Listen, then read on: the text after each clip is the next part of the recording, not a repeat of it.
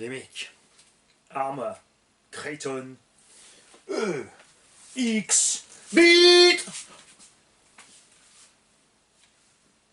Désolé, j'ai pas réussi à me débarrasser de la maladie de Tourette. On a ici, grâce à Christian Brio et à Ben Arma, à la boutique donc rcfastcar.com qui est en Belgique, à à peu près centaine de kilomètres de notre RC Jam Jam, c'est-à-dire 4 heures de route d'ici, un peu plus 4h30, que nous avons ici ce Arma Kraton EXB. C'est donc le roller que Arma nous met en vente ici, avec les options dessus qui ne sont pas négligeables. Prix de vente tout de même 500 €, on s'approche donc de S-Works, Team Asso. Après les autres ça grimpe, hein, ça devient du délire sur les engins de compète, sachant que ça reste un engin de loisir qui est équipé avec des plus que les engins de compète n'ont pas pour nous les bâchards. On a notamment des pneus évidemment beaucoup plus gros que ce qu'on touche sur Etregi, en plus sont livrés avec, alors que la plupart des autres n'ont pas de pneus livrés avec, ou s'ils ont des pneus avec. On a par exemple évidemment le bois SST, qui n'a pas d'option, mais qui a des pneus vraiment pas terribles. N'existe pas en SST Pro, mais tu peux avoir un châssis pour SST, tu peux avoir les renforts de châssis alu, tu peux avoir les tourelles alu, moyeux, fusées, etc. Ça n'existe pas encore là de la part de Arma. Ça se retrouvera chez GPM ou n'importe qui d'autre qui fait ce genre de choses. Mais c'est pas utile. On a des nouveaux diffs là-dedans, et j'espère vraiment que ça vient de la même usine que ceux qui fabriquent les diffs pour, au départ, la Losi R8, qui se sont retrouvés dans le Super Bajaret et le Super Rock chez Horizon B. Évidemment là c'est la même chose en plus petit. On a donc changé au niveau des diffs. Si tout va bien aussi au niveau du matériau à l'intérieur des pignons de diff, si ça suit c'est bien cette construction là. Les couronnes de diff qui sont passées en acier fraisé au lieu d'un acier pressé à froid. Amortisseurs restent les mêmes parce que ça fonctionne. Il y a une évolution énorme sur les bras de suspension. Là je vous fais globalement la liste de ce qui arrive et ensuite on va venir au détail, paniquez pas, on va vous le montrer, je ne vais pas juste laisser la machine comme ça là devant, c'est pas une photo, elle est vraie, elle existe, tu vois, elle bouge. Pour notre plus grand bonheur, une nouvelle couleur sur la carreau qui rend, je dois dire, ce Kraton totalement différent. Vraiment marre du rouge, du orange, du vert qui faisait, enfin surtout les vieilles versions rouge et noir. J'ai jamais aimé cette carrosserie, pourtant là en gris et noir avec les détails à l'intérieur, aussi je vais vous le montrer plus tard. C'est magnifique. Un nouveau pare-choc avant. Est-ce qu'il est mieux que l'RPM? Je ne peux pas encore vous le dire, on va le juger en le manipulant. Donc des nouvelles tourelles de suspension, des nouveaux cavaliers de suspension. Donc ce qui maintient l'amortisseur en haut a été fait différemment. En changeant les bras de suspension, ils ont ajouté un ancrage supplémentaire pour les amortisseurs arrière, malheureusement pas pour les avant. On a les biellettes à pas inversées qui ont changé de matériau aussi, parce que ça c'est la plus grosse bête noire sur Arma. Alors c'était absolument pas dérangeant quand le V1 est sorti. J'ai payé mon Arma Kraton V1 420 €. 6S RTR. On avait des pneus pas terribles, mais chez tous les concurrents c'était pareil, sauf que tous les concurrents étaient plus chers. On avait des tiges d'amorto qui se pliaient, c'était pareil chez les concurrents, sauf qu'ils étaient plus chers. On avait des bras de suspension qui pétaient, moins souvent que chez les concurrents, sauf que les concurrents étaient plus chers, notamment à l'époque où le Kraton V1 est sorti. Il a vraiment fait du mal, pour notre plus grand bonheur, à Traxxas avec son Erevo, parce que ils n'avaient vraiment pas envie de le changer. Celui-là, ils voulaient vraiment nous l'imposer pendant 10-15 ans. Ce qu'ils ont quand même réussi à faire. Très vite de la rouille. Hein. On a vraiment sur les Arma de base, tu prends la flotte, tu ne le traites pas tout de suite, tu as les biellettes à pas inversées, les cardans, les ressorts de suspension, la visserie qui rouille, mais instantanément, est pire que les pièces Traxxas. On sait que la visserie Traxxas c'est pas top, mais ça c'est encore pire. Je ne sais pas s'ils ont changé la visserie à ce niveau-là, je l'espère, parce que avoir un engin qui a donc le châssis, les tourelles, les renforts, tout ça on a eu 75, 70 T6, et se retrouver avec des visseries qui rouillent, ce serait vraiment dommage. Ils ont aussi là-dessus changé donc les roulements, qui ne sont plus les double Z. Ils ont mis des roulements à bague nylon, donc plus waterproof. Après, je dois dire personnellement qu'après avoir Je roule en Moyave, j'avais le Kraton, le V1, le V2, le V3 dans les mains. Tous ces engins, on s'y est donné à cœur joie. Vous avez vu, mon Moyave va souffler dans l'eau. C'est vrai que ces roulements ne sont pas étanches. D'un autre côté, ce que je dis toujours, si l'eau rentre, tu peux aussi y faire rentrer de l'huile par derrière plus rapidement. Et le fait est que j'ai pas eu spécialement plus de soucis avec des roulements Arma qu'avec des roulements d'une autre marque. Ils étaient peut-être plus vite du jeu. Sur le Moyave, ils ont du jeu et tout ce que tu veux, mais ils continuent de tourner, ils ne grippent pas, contrairement par exemple au roulement Traxxas. Je peux pas encore dire la même chose au niveau des roulements Corali par exemple, parce que j'ai pas encore testé vraiment dans la flotte. Je suis pas content que les roulements Corali, parce qu'ils sont vraiment cheap et on a les bagues en caoutchouc qui sont foutues, on voit les roulements à travers les bagues en caoutchouc qui sont censées être étanches, donc quand tu les vois, si toi tu vois la bille dans le roulement, c'est que l'eau va passer aussi. Hein. Et déjà les roulements rouillés sortis de la boîte, sur certains Coralis, je l'ai eu sur le mien, on l'a eu sur la machine à Papito RC, Fred aussi. Traxxas, ça m'est pas arrivé d'en avoir sorti de la boîte qui sont rouillés, par contre après oui ça rouille très vite, donc on verra là-dedans ce qu'ils ont mis, s'ils ont mis de la qualité, genre ce qu'on met chez Kanzen GeForce ou ce qu'on a généralement, qu'on achète après.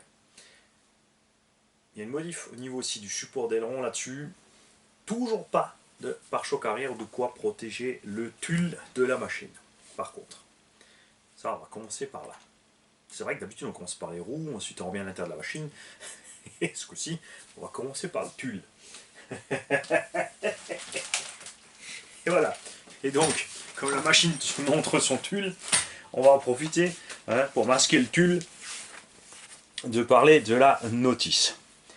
On a ici donc une notice spécifique à ce EXB, avec évidemment tout le blabla d'usage obligatoire d'après les législations, les machins, et qui pour un pilote aguerri, ça fait pas de mal non plus de les relire de temps en temps, pour les autres non plus, c'est sûr. On te parle de l'outillage qu'il te faut, graisse, huile, etc. Comment installer ton moteur, puisque c'est un roller, les batteries, la radio que tu peux installer, tout ça. C'est bien, ils te disent requis une radio, mais ils te disent pas une DX3 machin Spectrum, ils te disent pas quel variateur, quel moteur, ils t'obligent. Enfin, il y a des marques, enfin, j'ai déjà eu des engins comme ça où ils te disaient, ils te donnaient la référence de ce qu'il faut mettre, genre, que là, il n'y a pas ça. C'est pareil pour l'outillage, on te dit, on te donne la taille de l'outillage qu'il te faut, mais pas plus. Il te faut un tournevis de 5 mm hexagone. 5 mm. Alors ça, cette vis, va falloir que je la trouve là-dessus. Parce que ça paraît louche.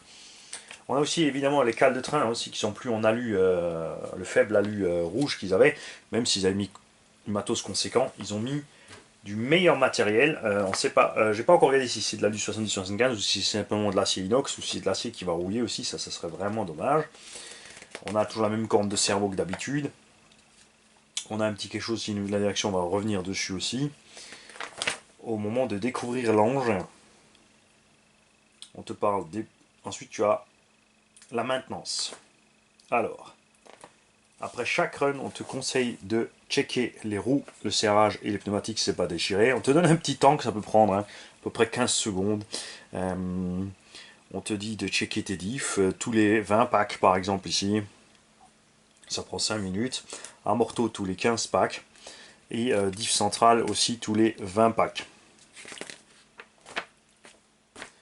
Ce qui est prudent, je trouve, de leur part. Ensuite, on t'explique comment accéder aux différents éléments, en commençant par le diff central, qui a donc cette modification ici à l'intérieur. On va en revenir dessus. Je ne vais pas ouvrir celui-là parce que l'accessibilité, vous la connaissez tout doucement du Arma Kraton. C'est vraiment très très rapide. Je vais utiliser les diffs du Losi Super Rockray, puisque là, au niveau des huiles de diff, on a déjà quelque chose qui me convient. On a de la 100 000 au centre. D'habitude, sur ce genre d'engin, je roule genre 300 000 au centre, voire plus. Mais comme c'est un diff à glissement limité, qui va même peut-être aller jusqu'au blocage si tout va bien, il n'y a pas besoin. Ce qui permet au diff, justement, quand tu lâches les gaz, de fonctionner à merveille, d'avoir un véhicule très très maniable à petite vitesse ou dans les virages serrés et autres, et d'avoir énormément de motricité au moment où tu mets gaz. là aussi on va revenir dessus sur quelque chose que beaucoup ont oublié. La première chose qui s'est passée évidemment quand cet engin est sorti, comme ils ont dit que c'était très solide, et qu'est-ce qui s'est passé? Évidemment, il y en a qui sont allés trop fort, trop loin, surmotorisés, trop de S.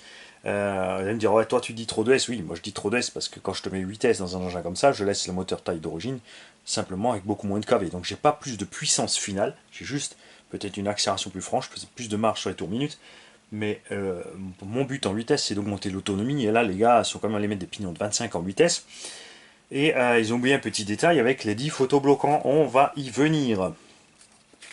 Et on en parlera aussi du petit détail qu'a oublié Arma à ce moment-là aussi. Pas très grave, hein.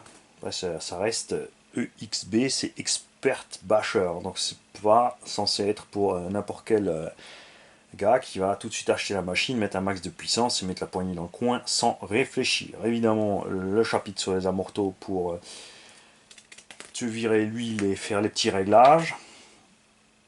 L'accessibilité au diff avant-arrière toujours aussi rapide. Jusque là, il faut enlever un pare-choc avant en plus par rapport à la version RTR qui n'a pas ce joli pare-choc avant. On aurait vraiment aimé le même à l'arrière. Peut-être pas courbé, mais le même patin. Comme sur le Mojave, on a aussi le patin arrière. Moi, je ne vais pas me priver, je vais en installer un à l'arrière pour protéger mon tulle. Ça protège aussi évidemment aussi l'aileron sur les atterrissages. Donc diff avant, c'est comme le diff central, niveau de la construction. Et puis ça s'arrête là. Quelques notions de base sur les réglages, petit éclaté, etc., etc. Alors, sous ceci laisse aussi une pléiade de possibilités à faire avec tous les engins à main. Que ce soit Python, Talion, Creighton, même le Mojave reçoivent maintenant des pièces EXB et tout est mixable. Tu peux prendre les trains de cette EXB, tu pouvais déjà le faire avant, si tu prenais les trains du Talion ou du Creighton et les mettre sur le châssis du Mojave et te retrouver avec un Truggy 1/7. Après à toi de trouver la carreau adéquate qui te plaît. Donc ça fait un engin avec un anthrax très long et tu peux vraiment profiter de la puissance 6, 7 ou 8S. Nous on roule les Mojave en 8S parce que les pneus sont étroits. Le poids est en avant donc ça mouille bien, on profite bien, on tire bien les cas de fer. Si tu passes sur des roues Truggy, tu pourras quand même le faire mais il faudra vraiment laisser les masses devant si tu veux laisser tes roues au sol évidemment. Moi je trouve que ça donnerait un gabarit sympa à cet engin là. Tu peux utiliser les trains du Mojave pour les fourrer sur le Typhon, tout simplement pour faire un buggy avec des trains hyper solides, puisque les triangles du Mojave sont les premiers à avoir été renforcés à sauce qui est maintenant sur ce XD. C'est pour ça que je vous parle de tout ça, parce que là, il y en a qui me disent mais pourquoi tu nous parles de ça, on veut revenir là-dessus. Donc tout est mixable, tu fais l'engin que tu veux, avec les pare-chocs que tu veux, la carreau que tu fais, la longueur que tu veux, la largeur que tu veux, tu peux tout mixer. C'est là que ça va être sympa de trouver les vendeurs justement qui te dépiotent les machines, qui te vendent un train avant, un train arrière, un châssis, etc. Voilà. RC Fast Car est en train de mettre en place les pièces EXB sur le site et globalement même les pièces. Le but primaire de RC Fast Car a été, parce qu'ils en avaient marre d'attendre des pièces, c'est pour ça qu'ils ont fait cette boutique, c'est d'avoir un stock de pièces disponibles à tout va pour tout le monde pour rapidement taper dedans, se faire livrer et profiter de ces machines. Ils ont dû évidemment faire, pas se battre, hein, mais c'est Horizon Hobby qui tient, maintenant Arma. Et Horizon Hobby, forcément, si tu veux ouvrir une boutique, ils vont vouloir vouloir que tu vendes tout le catalogue Horizon Hobby pour augmenter leur chiffre, leur débit de ce que tu veux. Le problème, évidemment, je suis totalement d'accord avec donc les propriétaires de la boutique, c'est que tu n'es pas spécialisé, tu ne peux pas tout connaître. Toutes les voitures de la gamme Arma, toutes les voitures de la gamme Losi, toutes les voitures de la gamme ECX, et tout ce qu'ils ont racheté, parce qu'ils n'arrêtent plus maintenant, c'est Proline qu'ils ont racheté, il y a les hélicoptères, il y a Spectrum, il y a plein de choses sur Horizon Hobby, c'est trop à gérer pour une seule boutique. Eux, ils ont voulu se spécialiser dans les pièces Arma, ils n'ont pas pu faire que de la pièce, donc ils vendent aussi les engins et les pièces. Ils se bougent, ils essaient de faire régulièrement des promotions, des machins, mais tout comme Race, donc RACE-du milieu, RC-du-milieu modélisme.com, qui lui aussi essaie de se bouger et faire descendre les prix, qui lui distribue donc Arma, Team Magic et Coralie se retrouvent dans le même bateau, c'est-à-dire qu'ils ne peuvent pas faire ce qu'ils veulent vers le bas des prix en fait. Si une boutique veut vendre un engin plus cher, elle a le droit, c'est ses oignons, mais descendre et faire des promos ou des remises, des machins comme ils veulent, c'est pas possible. Ils doivent se battre pour le faire. Donc c'est chaud. Il y a Race RC justement qui s'est vraiment qui a débattu quelques heures au téléphone avec Monsieur Engelen pour que vous, les abonnés, puissiez profiter de cette remise de 15% même sur la gamme Coralie dans la boutique Race RC. Team Magic, c'est pas un problème parce que HRC Distribution, c'est des Suisses, ils sont bien plus ouverts d'esprit que tous les autres. Ça, c'est un fait, je le sais puisque je travaille en Suisse. Ils sont ont plus de rigueur sur les détails, les machins, tout ce que vous voulez, mais ce ne sont pas des têtes de mule. Et donc tout se passe bien à ce niveau-là. Donc vraiment deux boutiques jeunes qui commencent, qui se lancent et qui se bougent, c'est pas les seuls. N'oubliez pas évidemment Clément de 100% RC. Pourquoi j'arrive pas à me souvenir des noms de toutes vos boutiques, les gars? Donc des jeunes boutiques qui se lancent, qui commencent, qui essaient de faire, parce que eux aussi ils ont commencé les boutiques, eux aussi ils ont commencé la RC en allant dans les autres boutiques, ils savent ce qui ne leur plaît pas, ils savent ce qui ne leur convient pas, ils savent ce qu'ils veulent faire autrement, mais c'est souvent le cas, ensuite quand tu as passé le cap, tu t'aperçois que tu ne peux plus faire comme tu as envie entre les fournisseurs, les créanciers, etc., etc., etc., et les systèmes de livraison aussi qui peuvent poser problème, que ce soit la Poste, Mondial Relais, les colis, machin. Il y a des fois des couacs au niveau des transporteurs. Les boutiques, si les boutiques proposaient que vous payiez une assurance pour le colis, vous ne le feriez pas parce que vous n'êtes pas obligé. Si votre colis n'est pas livré, vous savez que vous ne devez pas le payer. Donc c'est la boutique qui devrait assurer tous les colis à l'envoi pour être sûr d'être tranquille avec les transporteurs.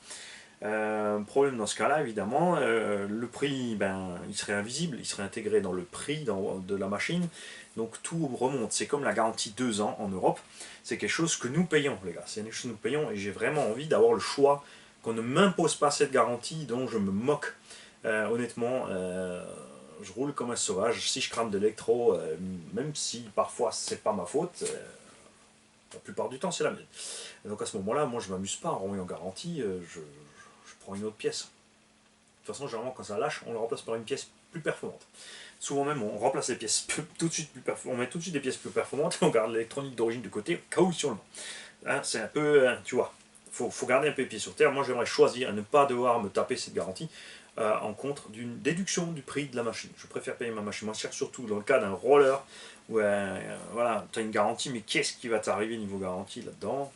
On ne sait pas trop. Le risque est vraiment minime.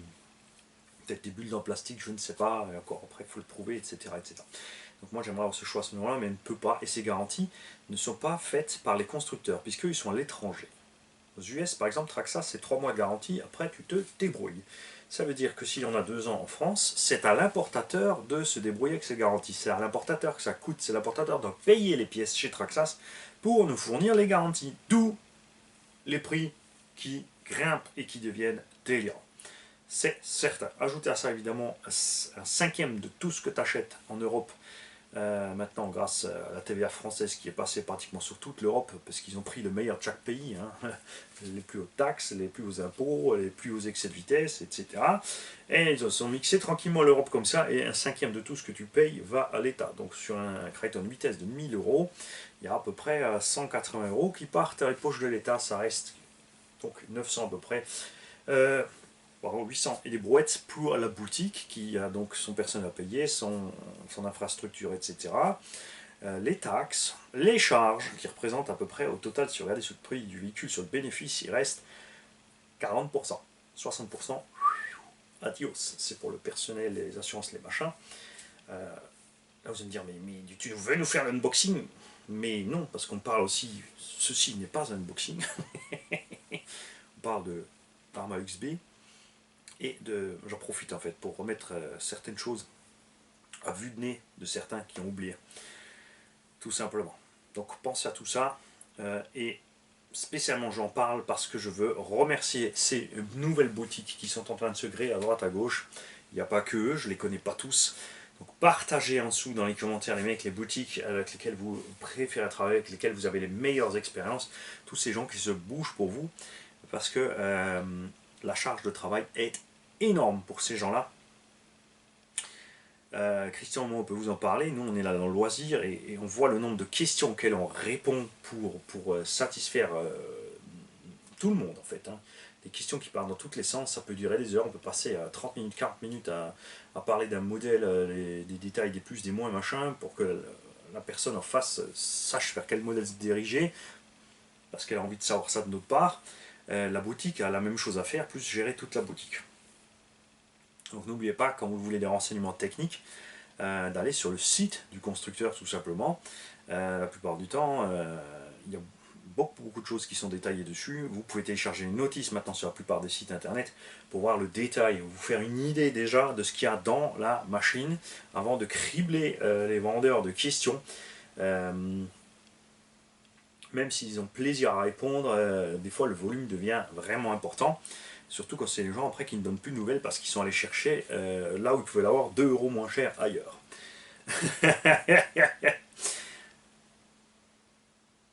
Et maintenant que je vous ai bien chauffé. Oui, parce qu'en fait je cherche des moyens différents de vous faire monter la salive. Hein. Soit je peux passer devant, faire des petits gestes, ne pas vous montrer la machine. Mais du coup je me suis dit j'en profite pour vous parler un petit mot technique là-dessus.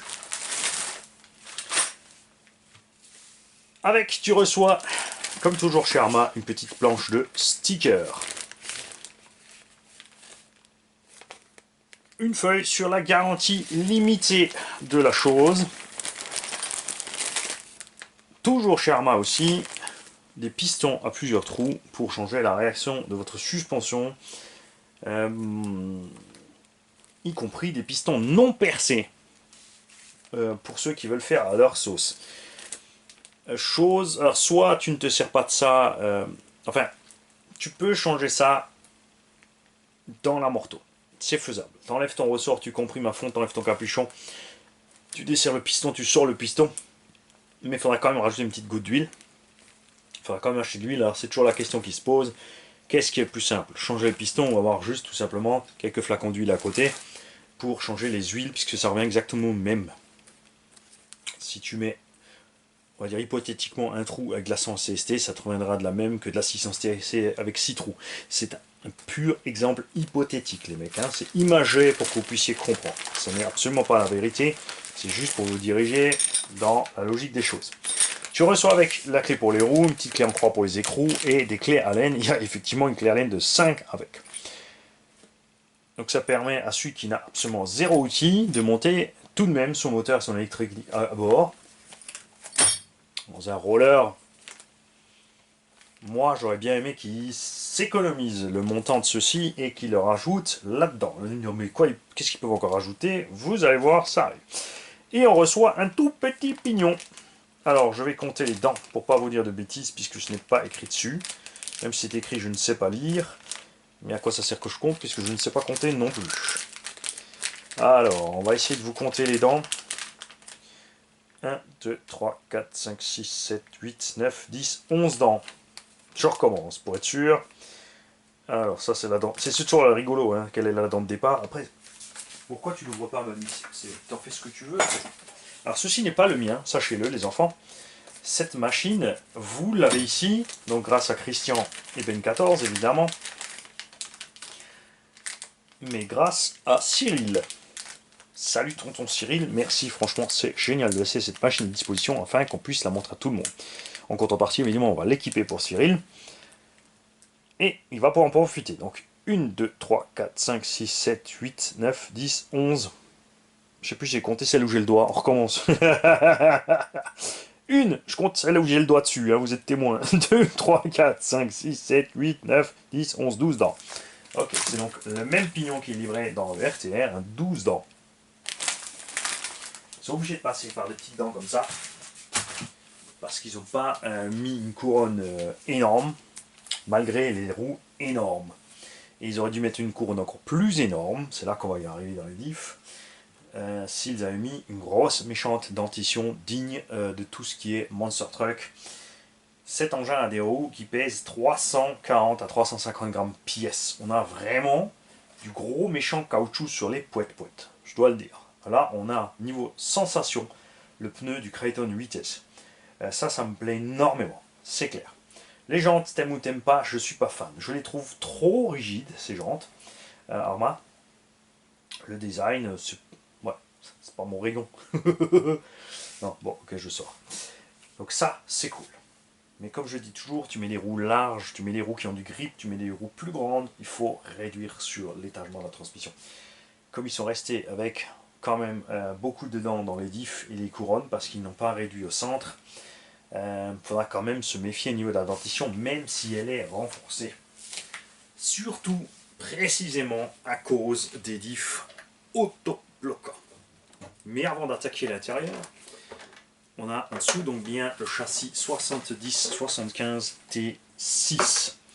C'est même écrit dessus à l'intérieur. Il y a quelques jolis petits logos qui sont vraiment niveau qualité, on est vraiment bon là-dessus. Parce que c'est pas un truc qui s'efface vraiment facilement là-dessous. Ça fait plaisir. On a donc le pare-choc avant qui vient tout simplement du Mojave, qui est vissé là-dessous avec la cale de train du Mojave. Après, ils ont changé. Enfin, la base du pare-choc est la même. Après, ils ont changé puisque sur le Mojave, ça s'arrête dans le vide et tu visses le reste dessus. Et là, ils ont intégré la lame. Moi, j'aurais bien aimé la même chose derrière, c'est-à-dire aussi cette cale de train qu'on tombe sur le Mojave à l'arrière pour pouvoir mettre le patin et l'arrondi derrière. Et ensuite, profiter de la liaison pare-choc arrière aileron pour rejoindre les deux, mettre la roulette de façon flexible. Tu vois, ça aurait été vraiment génial. Ça viendra peut-être en 2030. On ne sait pas encore. On ne va pas s'aventurer puisque l'oracle du Sud a prédit la mort de Arma.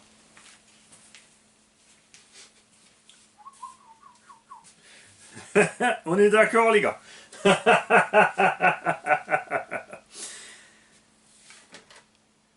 Ok, on n'a pas fini. J'avais dit on commence par le tulle. Support d'aileron qui a reçu qui est différent au niveau du moulage intérieur. Je ne peux pas vous dire si ça a changé quelque chose au niveau du plastique. La roulette arrière qui est sur la Haute-Caste et compagnie n'est pas fournie toujours encore. Après c'est vrai que ça, comme tu as un anthrax long, si tu doses tes gaz, tu restes quand même... c'est moins risqué de taper sur l'arrière. Le matériau des clous, ici, on appelle ça un clou parce qu'il n'y a pas de tête de vis et au fond de ce clou, il y a une gorge dans laquelle se sert une vis par au-dessus. Donc si tu veux enlever ceci, il suffit d'enlever la vis en haut pour enlever la pièce. Ça c'est quelque chose que j'aime bien, ça ne se dessert pas tout seul.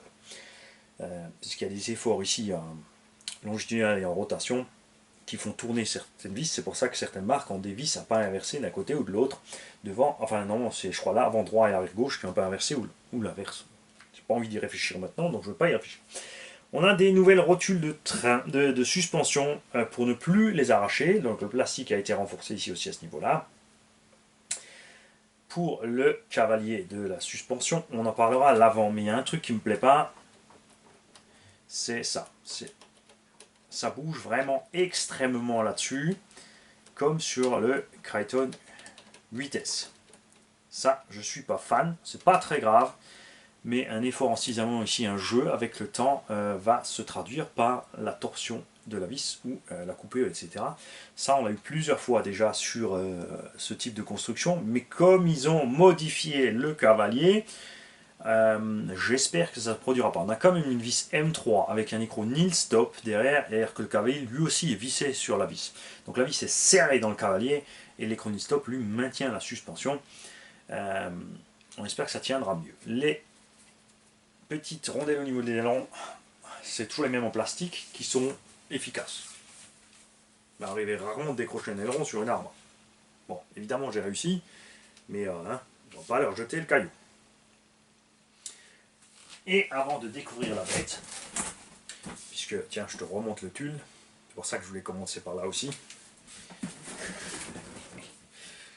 La boîte a été faite aussi exprès pour lui.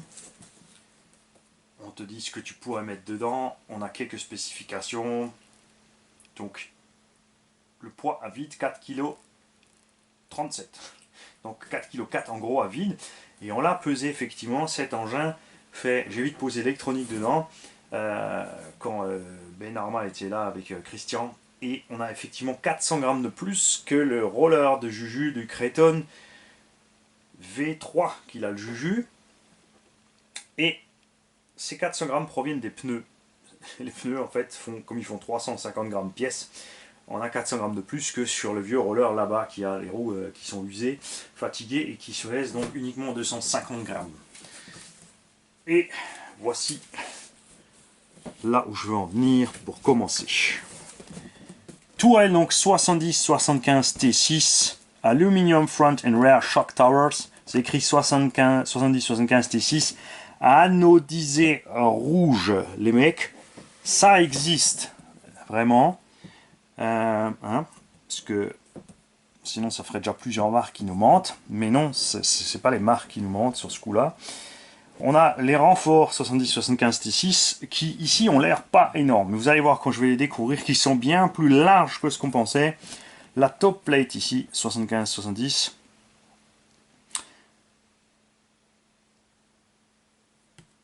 Les cales de train, par contre là je ne sais pas encore quel matériau c'est, on va voir ça. La cale de train supérieure ici qui est aussi passée en alu et elle est vissée sur cette plaque en alu. Donc plus de casse possible ici. Par contre, du coup, effectivement, l'effort passe dans le triangle de suspension, il faudra se méfier. Comme il est renforcé, ça devrait aller. Le support du cerveau en alu, on verra si les pieds sont en alu, parce que c'est là que ça bouge, hein, c'est au niveau des pieds, c'est pas au niveau du cadre. Le cadre, il dérange pas du tout en plastique, si le cerveau est solide, il risque rien. Donc, les cardans, toujours donc CVD à l'avant, Dogbone à l'arrière. Dogbone, ça marche à merveille, et pourquoi s'en priver. Là, on ne sait pas s'ils ont changé le matériau, si ça va aussi rouiller rapidement. Niveau des noix et des cardans, on ne sait pas aussi encore non plus s'il y a une modif. Au niveau de l'axe de cardan, on verra ça dedans. Et des noix, les noix ont l'air d'avoir exactement la même tête que les origines d'Arma. Donc là, c'est bien, parce qu'elles sont quand même... C'est pas les meilleures, mais c'est pas moche. Hein. Ça s'use, mais ça tient quand même un sacré moment, ces noix et ces cardans. À voir après avec les 10 photobloquants, ça sera peut-être une autre musique, sauf s'ils ont effectivement quand même changé l'acier. Si, comme je l'espère, le constructeur ici nous a fait... On a eu droit à la construction, enfin, au fabricant qui fait les diffs, de la Ozzy R8, du Super Ocret et du Super Bajaj. Comment que ça fonctionne? C'est très très simple, là ça a l'air chinois pour toi. Parce que tu ne vois pas l'arrière ici de ce planétaire. L'arrière de ce planétaire, normalement, oui, est en croix, c'est pas juste un cylindre. Tu as deux plaquettes, ici, qui sont bloquées, tu vois, elles ont des dents, dans le carter de diff. Elles ne tournent pas. Tu en as une ici, sur les autres modèles, enfin on verra quand on l'a ouvert, c'est vrai que là, enfin on va vite regarder sur le plan. J'ai juste pris ici la boîte parce que la photo est en couleur, on voit mieux. On va vite voir sur le plan combien il y en a. Donc sur les autres modèles, il y a deux de ces plaquettes ici qui sont fixées au satellite à l'arrière, qui tournent avec le satellite. Ce qui veut dire que plus ta roue tourne vite, plus tu crées donc une pression d'huile, parce qu'il y a de l'huile dans les petits trous, et après elle passe devant la partie qui n'est pas trouée.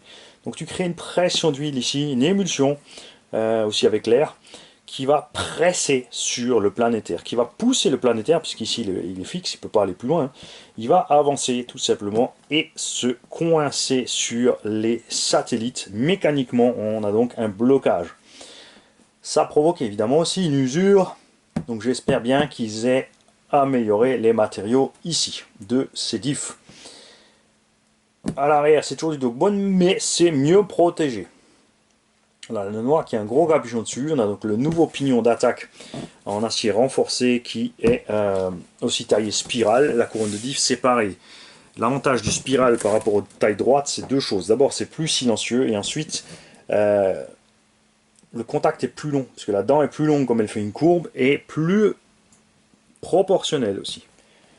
Tu restes toujours en contact avec une dent avant d'attaquer l'autre. Tu as la fin d'une dent, tu attaques déjà l'autre. Donc on a moins de choc entre les dents.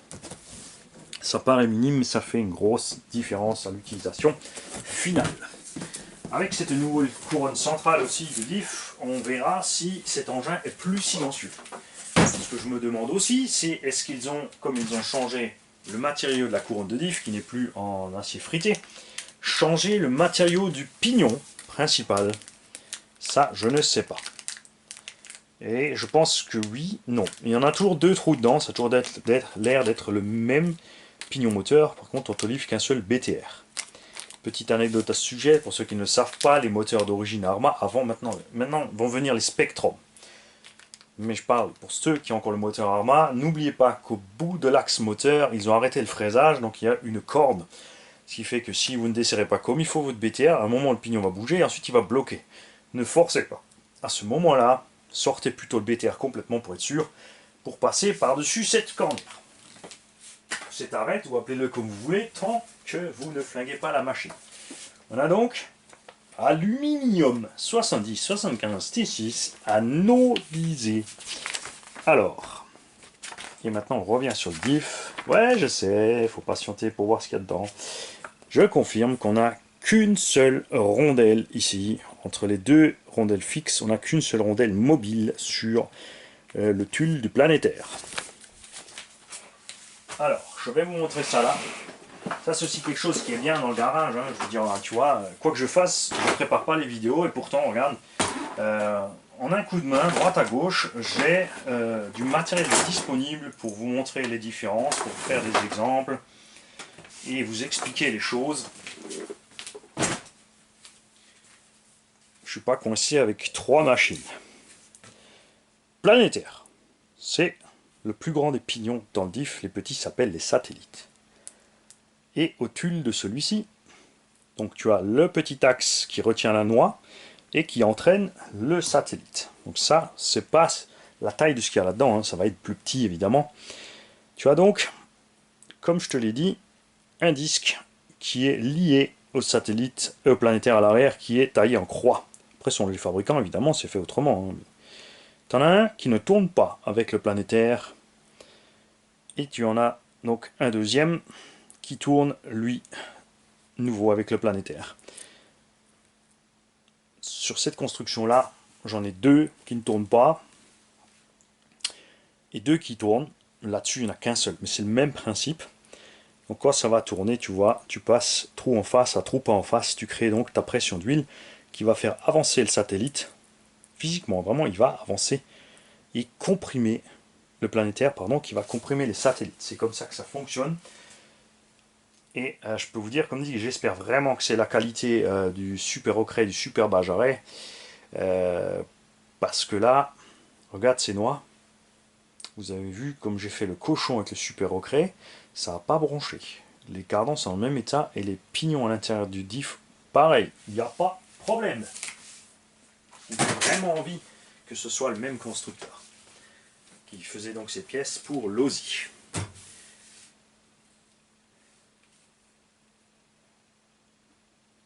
Sur l'avant, on a donc ce pare-choc ici, qui est relié à la cellule avec une pièce qui peut se déformer.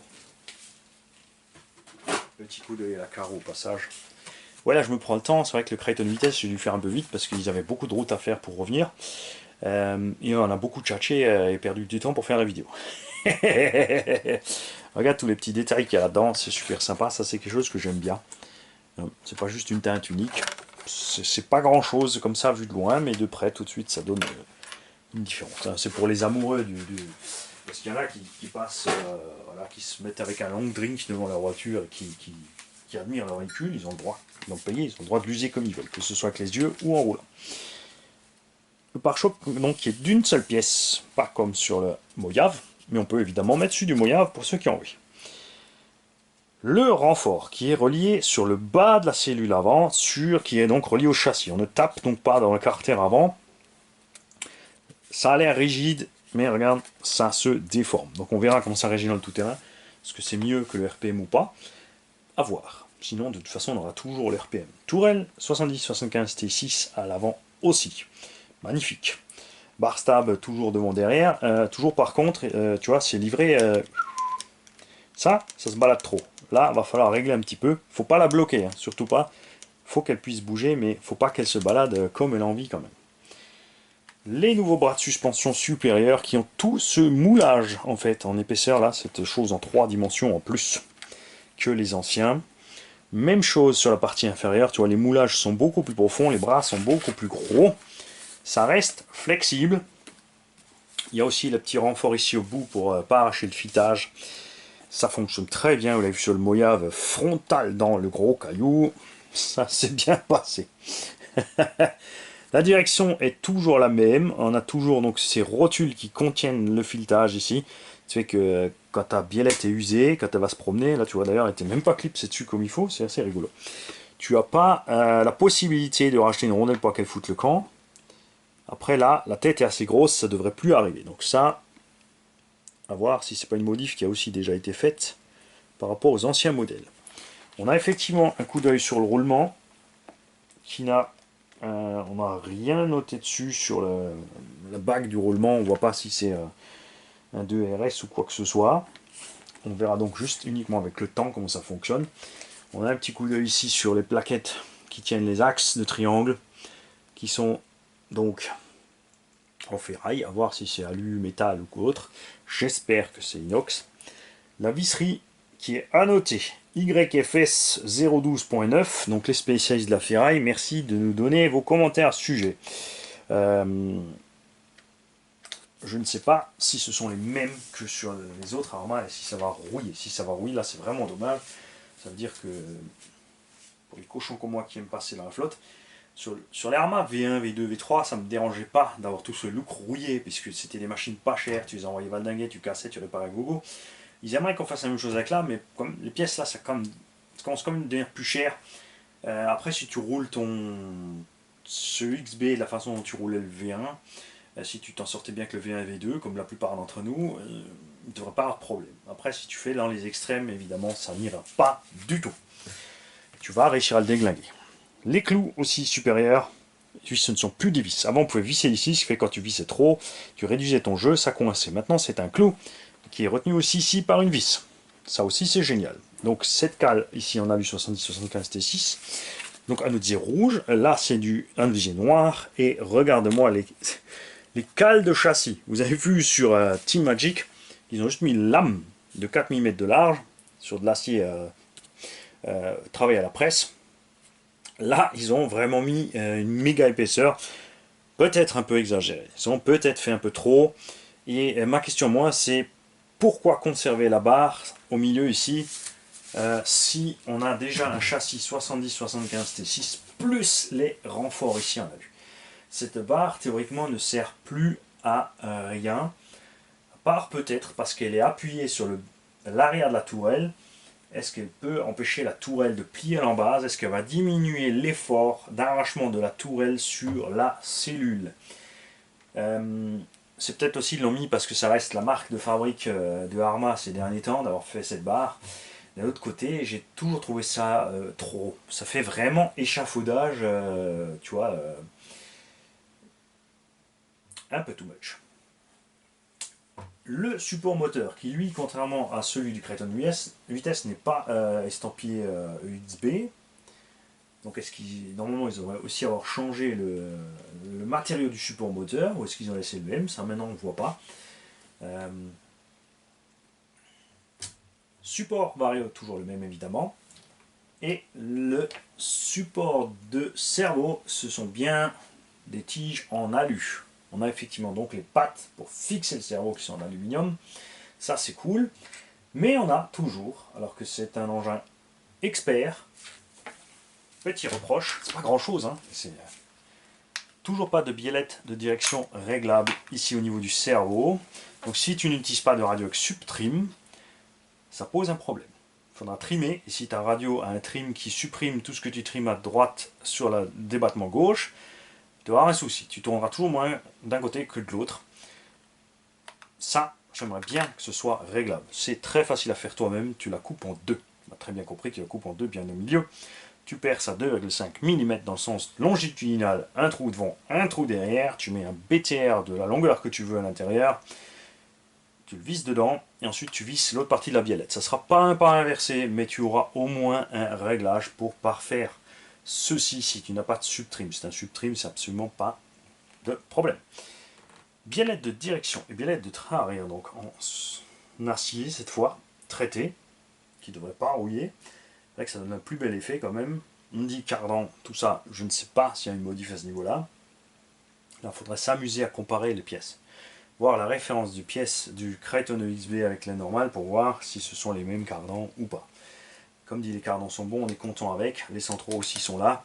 Les noix ont l'air vraiment d'être les mêmes que les anciennes. Ils n'ont pas l'air d'être en acier beaucoup plus dur ou quoi que ce soit, ni traité, ni retravaillé. Et pour le diff, on voit que le corps extérieur, donc la nouvelle couronne, plus solide, donc faites gaffe. Hein. Couronne solide, pignon solide, égale tout ce qui va aller te coincer là-dedans. La transmission va te bloquer le moteur. Et en parlant de blocage moteur, on en arrive à ces fameux problèmes, ces casses de diff, de couronne de diff arrière. Alors je t'explique. Étant donné que c'est un diff à glissement limité ou même autobloquant, quand tu vas accélérer comme un dingo, surtout quand tu es en l'air, il va se bloquer. Tu te retrouves donc avec un essieu rigide et à un moment tu vas atterrir. Tu sais voler, tu es expert, tu as acheté cette machine expert, tu sais donc que tu ne dois en aucun cas atterrir sur les 4 fers, tu vas viser le train avant le train arrière en toute sécurité. Tu vas taper à plat de l'arrière ou de l'avant. Et là, c'est le mimicera, c'est la même merde, tu sors ta couronne de diff. Enfin, surtout si tu tapes sur l'arrière à ce moment-là, évidemment. Pourquoi? Parce que tu es rigide. Donc atterrir sur les roues arrière alors que l'engin motrice fort encore. Si tes roues sont à l'arrêt, c'est pas un problème. Tu arrives, tu mets ton petit coup de frein, tu arrêtes tes roues, tu te poses, pac pac, tu repars. Mais si tu moulines fort, à ce moment-là, comme tu es bloqué ici, c'est la même chose que si tu atterris sur les 4 fers. Le moteur, lui, bloque la couronne, surtout si tu viens de freiner ou n'importe quoi, vraiment trop brutal, trop tard. Parce que quand je dis freiner, il faut mettre une petite impulsion pour ralentir les roues, après tu lâches, il faut arriver en roue libre au sol. Et tout autre cas, tu vas taper là-dedans. Tout a été renforcé sur cette machine, mais pas les plastiques des cellules. Donc grosse déformation dans les cellules aussi avec le torque twist, le choc va bouger, les roulements en certains jeux, c'est normal. Les dents des couronnes et les pignons d'attaque étant petits, ça va glisser et tu vas glisser au moins déjà sur ton diff et l'user ou alors le craquer. Surtout comme dit, on a ici donc fini cet engin sera, on a pesé avec une 4S on sera à 5,5 kg, avec une 6S on sera à 5,8 kg à peu près. Donc moins de 6 kg, 6S suffiront. C'est sûr que c'est plus lourd que les truggy parce que 350 g de gomme, 700 g, 1,5 kg de pneus, contre des roues de buggy de compète qui font en moyenne 220 grammes, si je me souviens bien. Donc 1,5 kg contre 800 et des brouettes. Donc 500-600 grammes de masse en rotation plus, tu enlèves ça, on revient déjà sur la normale. Pourquoi il est tellement lourd? Parce que c'est ce que je vous dis toujours, c'est que remplacer tout ce qui est possible et imaginable par de l'alu n'est pas toujours un bien. Ça restera toujours plus lourd que le plastique. Et n'oubliez pas, on voulait des triangles plus costauds, on les a eus, ils sont plus lourds, c'est fatal. Ces pièces sont plus lourdes, c'est ce qui explique que cet engin est globalement plus lourd. Après en 6S, il suffira pour faire tourner cet engin. C'est sûr que 6S pour 6 kg contre un truggy habituellement 4,8 kg, 5 kg en 6S, tu as une perte du rapport poids-puissance, mais ça sera toujours suffisant, surtout que avec les diffs autobloquants, tu auras une meilleure motricité, donc c'est à toi de piloter de façon à en profiter. Tu peux évidemment alléger la machine rapidement en changeant les roues. On peut mettre là, les roues du Coralie Chronos dessus, là c'est 220 grammes ou 270 grammes. J'avais pesé, pardon, c'est 280 grammes les Chronos. Les roues de Truggy à Pico, 220-230 grammes. C'est à toi de voir. Et l'erreur fatale, évidemment, de tous, un gros moteur 49-85, donc de quoi emmener un infraction, un limitless à la vitesse folle, un engin lourd à de vitesse folle, c'est la taille de moteur du X-Max. Donc ça revient, le X-Max fait 10 kg, VMAX 65-70 km/h selon ton étagement. Vous savez que c'est brutal, vous savez que c'est motrice, donc ce combo-là, mis là-dedans, qui ne fait que 6 kg. Tu vois un peu le problème. C'est gérable, c'est faisable, si le pilote a l'habitude de la douceur sur les gaz, mais même là, souvent on s'emporte, on est tellement hystérique quand on a nos jouets en main qu'on devient complètement bené, et c'est là que ça arrive. Ça, pour l'instant, évidemment, je ne l'ai pas roulé, je ne l'ai pas testé, mais c'est mon explication d'un point de vue mécanique, d'un point de vue en étant mécano-expérimenté, c'est l'explication que je peux vous donner, que je pourrais comprendre pour la casse de ce diff si s'il n'y a pas de problème niveau matériel. Et j'ai posé la question à tous les gens que j'ai croisés qui ont cassé le diff précisément. Ils avaient un 49-85, ils avaient un pignon de 25 dessus. Même si c'est en 6S, c'est que le pignon de 25, tu vois un peu les vitesses de rotation qui sortent, là, qui s'arrêtent net quand tu tapes au sol, ou que tout est bloqué, ou que tu accélères à fond. Tu accélères à fond, il monte sur 2 roues, le diff central se bloque, toute la patate passe derrière, pas de cush drive ici, pas de slipper multidisc, adios diff arrière. Ça c'est un truc ancestral, c'est ce qu'on sait depuis 15 ou 20 ans, depuis que le brushless existe en monster truck, on sait ça. Si tu n'as rien pour protéger ta transmission, et c'est le cas quand le diff ici se bloque, c'est fatal à la transmission. L'autre carreau réglable comme sur le V4, le super arceau qui maintient le toit, aussi qui est là depuis longtemps chez Arma, qui est génial. Le bac à batterie, aussi toujours le même. Il n'est pas toujours pratique ou rapide pour mettre la batterie d'un autre côté, vu ce qu'on fait avec les machines, vu à quelle distance on les catapulte, quelle hauteur et quelle violence on les crache. Ce bac est salutaire pour vos lipos. Croyez-moi, c'est un bac d'enfer. Je peux que vous conseiller tout simplement de replier la sangle ici. C'est une astuce toute simple, hein, pour ne pas vous énerver sur le terrain quand tu dispatches. Là, hop, tu vois, tu veux sortir ta lipo, tu es vite fait sur le terrain, tu mets la suivante, tu tires dessus pour bien prendre la place et hop, il est sorti. Et ensuite, s'il est sorti là, ça va. S'il est sorti là, ça va t'arriver une fois. Ça va être drôle. La deuxième fois, moins drôle. La troisième fois, tu vas t'énerver. C'est pas grand chose, mais il faut y penser.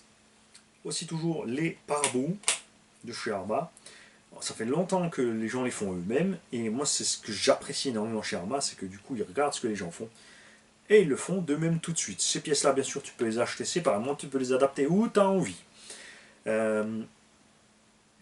Contrairement au 8S ou au Outcast, on n'a pas les gros côtés de caisse sur les côtés. Ce que j'aime bien, parce que sur le Outcast ou sur le Arma Kraton 8S, ces gros côtés là, c'est vraiment chiant pour mettre les lipos.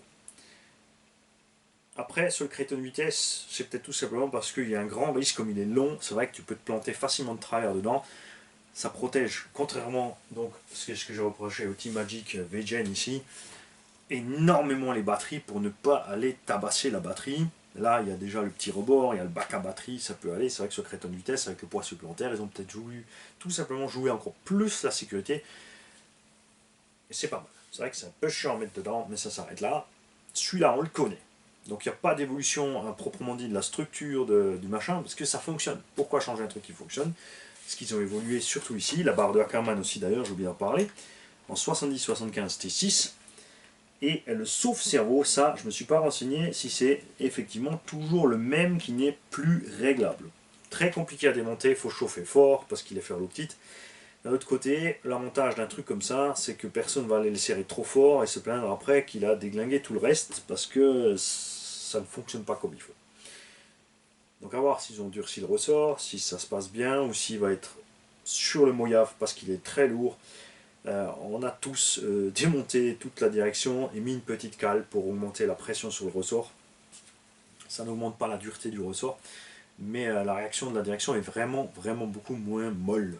Donc là, on compte sur Christian Aubrio. S'il te plaît, est-ce que tu peux nous dire s'il y a des modifs, si tu sais, est-ce qu'il y a des modifs ici au niveau de ces ressorts ou quoi que ce soit du genre?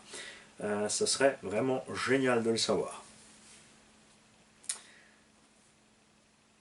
Pour en revenir à RC Fast Car, donc il y a un rayon dédié à l'EXB exprès. Pour l'instant, il y a toutes les références en vrac parce qu'ils viennent de mettre en ligne, machin, ça arrive au fur et à mesure. Mais ils vont évidemment, ils ont déjà pensé, se sont déjà penchés dessus à faire un catalogage pour qu'on s'en sorte. Alors soit tu vas sur le site Arma, tu changes les références, ensuite avec les références tu les rentres sur le site RC Fast Car, tu trouves ta pièce directement. Ou soit dans le catalogue, comme dit, c'est vrai que souvent tu vas dessus, tu vas sur XB et tu veux choisir tes pièces, après tu sais pas quelle tourelle est pour qui. Est-ce que c'est pour la Outcast, est-ce que c'est pour le Kraton, est-ce que c'est pour le Talion, est-ce que c'est la tourelle du Python, du Typhon, c'est pas écrit dans la référence, donc ils vont se pencher là-dessus, laissez-leur le temps, ça va arriver, la même chose évidemment pour racercmodelisme.com. Lui c'est pareil, ça se fait au fur et à mesure, il doit attendre de temps en temps aussi, le site n'est pas accessible, comme c'est des sites assez récents, parce qu'il faut faire les mises à jour, les remettre en ligne, etc. etc. Donc soyez patient, laissez un peu de temps. Vous allez voir, ça va être chouette quand tout ça sera au point. Même si ça a déjà bien démarré sur ce point de vue-là chez les deux.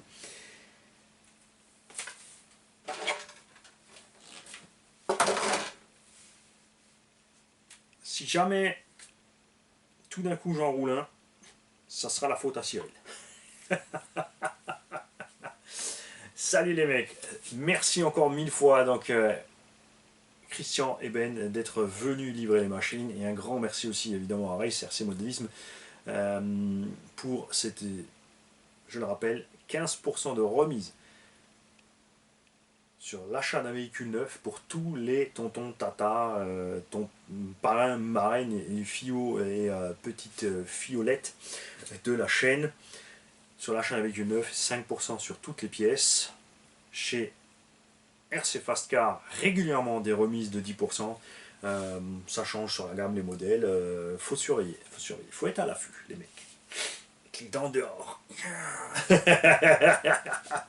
Salut.